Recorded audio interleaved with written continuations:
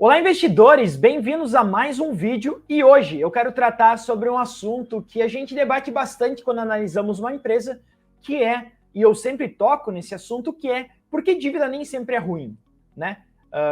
Quando a gente começa no mundo dos investimentos e ouve a palavra dívida, em geral, nos remete a um assunto negativo, né? Pô, dívida, o cara tá devendo para alguém, isso é ruim? Não necessariamente, tá? E é isso que eu quero explicar nesse vídeo, porque dívida pode ser bom. Eu sempre gosto de fazer uma analogia que dívida, para mim, funciona da mesma forma que o remédio.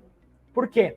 O remédio e o veneno, o que separa os dois, ou a cura e um veneno, o que separa as duas substâncias é apenas a dose, ou a quantidade que você utiliza dela. Eu vejo a dívida da mesma forma. Uma dívida bem utilizada, ela pode ser, sim, muito positiva para a empresa e pode gerar muito valor para o seu acionista. Uma dívida mal utilizada, ela pode acabar quebrando a empresa. E como é que eu sei o que é uma dívida bem utilizada? Por que ela é uma dívida bem utilizada pode melhorar o retorno para o acionista? Tudo isso eu vou comentar nesse vídeo. Você vai sair aqui sabendo por que dívida nem sempre é ruim. E aí eu tenho certeza que vai mudar a mentalidade de vocês sobre como analisar uma empresa no aspecto de endividamento. Mas antes, nossos recados básicos. Se você ainda não faz parte da comunidade Status Invest, estamos formando uma comunidade aqui para investidores e de investidores, tá? Então se inscreve no canal, assim você fica por dentro disso, ajuda a comunidade a crescer. Deixa nos comentários todos os feedbacks que vocês tenham, o que você acha que está faltando, o que você quer ver,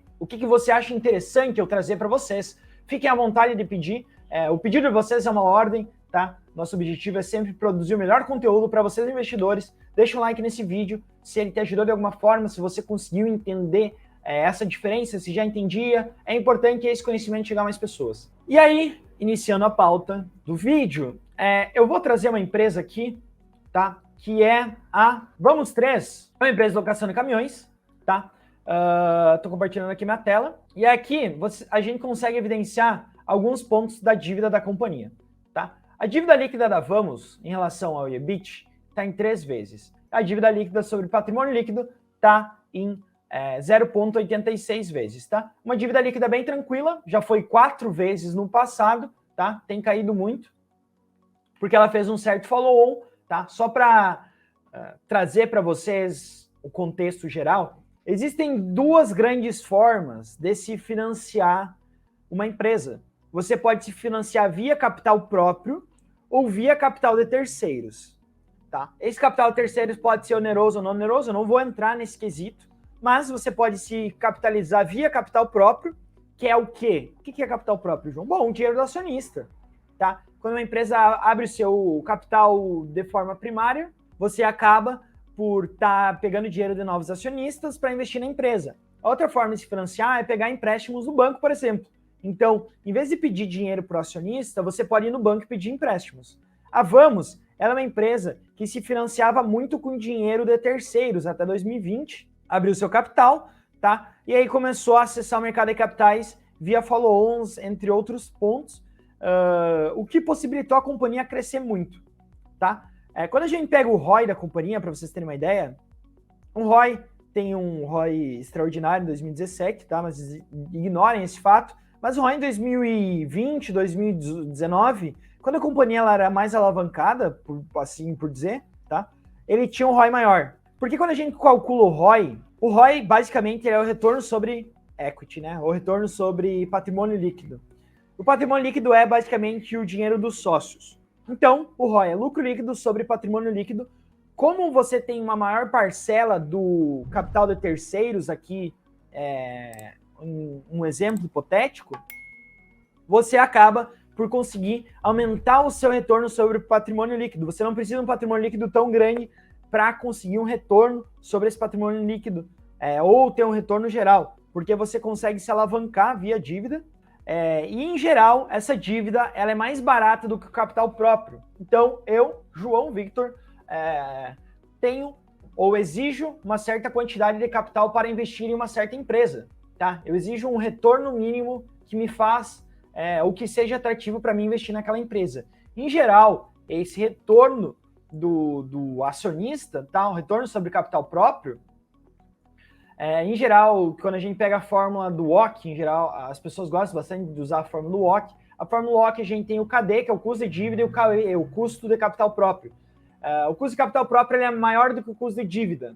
Por quê? Porque se uma empresa quebra, a ordem de recebimento é primeiro os credores, depois todo o restante, e lá no finalzinho os acionistas. Então, se você é o último a receber, você tem que ser o que mais exige. Então, o custo do capital próprio, em geral, ele é maior do que o custo de dívida. Vocês podem ter um número aí para ordem de grandeza, 12%, 15%.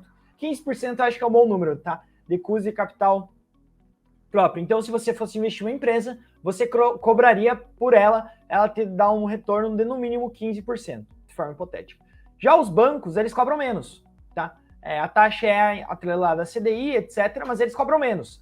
Então, bancos cobram, usualmente, aí, depende muito da Selic, mas a gente pode considerar um valor próximo a 10%, por exemplo.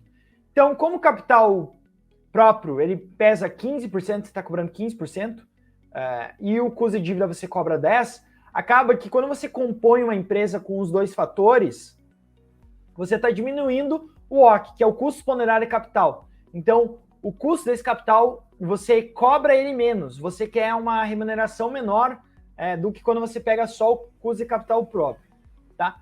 E é por isso que a Vamos ela tem dívida, tá? E ela não pretende pagar essa dívida. É por isso que a Petrobras, uma outra empresa também que tem uma dívida e tem uma estrutura de capital bastante ok, tá? Tem uma dívida aí de 265 bilhões e não é um problema. Faz bem a dívida, tá? Acaba aumentando a rentabilidade de sócios, etc. Qual o grande problema, João? O grande problema está em empresas que utilizam demais disso e você acaba por descontrolar a sua dívida e não conseguir pagar, tá? A gente pode pegar até a Oi BR3,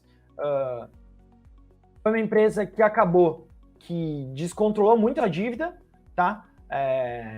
Utilizou demais isso, acaba que ela tem uma dívida líquida aí de 28 bi, e nem sempre foi assim, né? Quando a gente pega lá 2010, 2012, a companhia ela começou a ver esse indicador aumentar, tá? Muito por conta da crise, e acabou descontrolando, saindo de controle, você não consegue mais pagar os juros, isso é um ponto bem importante, você tem que fazer uma análise sobre se a companhia tem capacidade ou não de pagar os juros da dívida, porque se você não tiver dívida, começa a subir, subir, subir, e isso vira uma bola de neve, assim como na vida de todo mundo, e as empresas podem quebrar. Então, o que eu diria para vocês, tá? Empresas com dívidas, elas quebram, empresas sem dívidas, elas fecham as portas. Isso é um ponto bem positivo para empresas sem dívidas. Então, você pode entender uma empresa sem dívidas como uma empresa um pouco mais segura.